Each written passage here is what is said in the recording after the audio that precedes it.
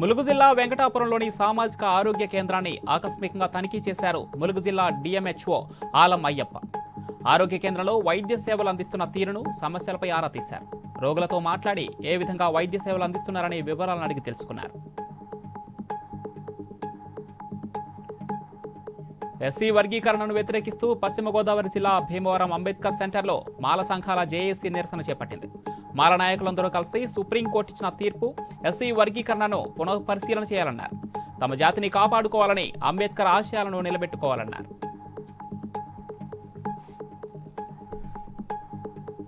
రామగుండం సింగరేణి సంస్థ GM office ఎదుట కార్మికులు నిరసన చేపట్టారు. మారు పేర్లతో విధులు నిర్వహించే కార్మికుల రిటైర్మెంట్ తర్వాత వారి పిల్లలకు సంస్థలో ఉద్యోగాలు కల్పించాలని ప్లకార్డులతో నిరసన ప్రదర్శన చేపట్టారు.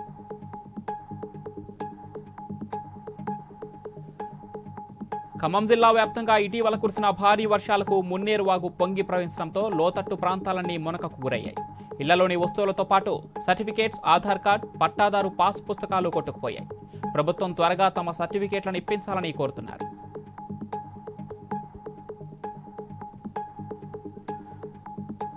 ములుగు జిల్లా వెంకటాపురంలో అటవీ శాఖ ఆధ్వర్యంలో అమరవీరుల సంస్మరణ దినోత్సవాన్ని ఘనంగా నిర్వహించారు.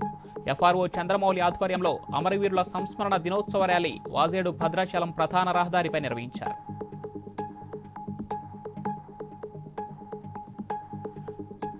ఇన్స్టాగ్రామ్లో లైక్ల కోసం స్టంట్లు చేస్తూ ప్రజలకు ఇబ్బందికరంగా మారుతున్నారన్న సమాచారంతో స్పందించారు చెన్నూరు పట్టణ సీఐ రవీందర్. స్టంట్స్ చేస్తున్న ఇద్దరు పోకిరీలను అదుపులోకి తీసుకున్నారు. ఒకరు మైనర్ కావడంతో తన తండ్రిపై కేసు నమోదు చేసి ఎంఆర్ఓకు 2 లక్షల జరిమానా బైండ్ ఓవర్ చేసి తల్లిదండ్రుల సమక్షంలో కౌన్సిలింగ్ నిర్వహించామన్నారు. ఇంద్రకీలాద్రి కనకదుర్గ అమ్మవారిని దర్శించుకున్నారు సాయి ధర్మతేజ్.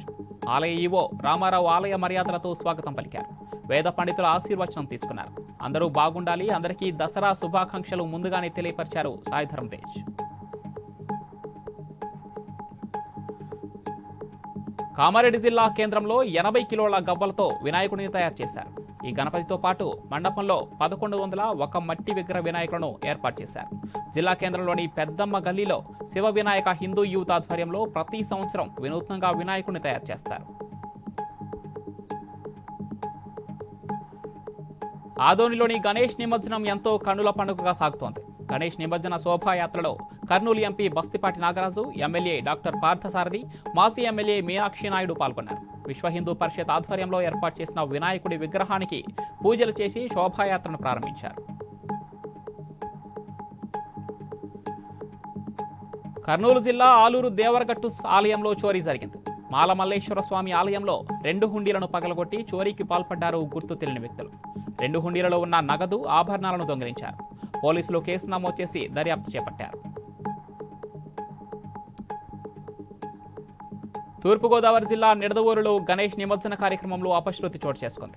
బ్రాహ్మణగూడెం గ్రామానికి చెందిన పేరాడ రాజేష్ అనే యువకుడు ప్రమాదవశాత్తు కాలువలో పడి గల్లంతయ్యాడు. విషయం తెలుసుకున్న పోలీసులు, అగ్నిమాపక, రెవెన్యూ సిబ్బంది గాలింపు చర్యలు చేపట్టగా మృతదేహం లభించింది.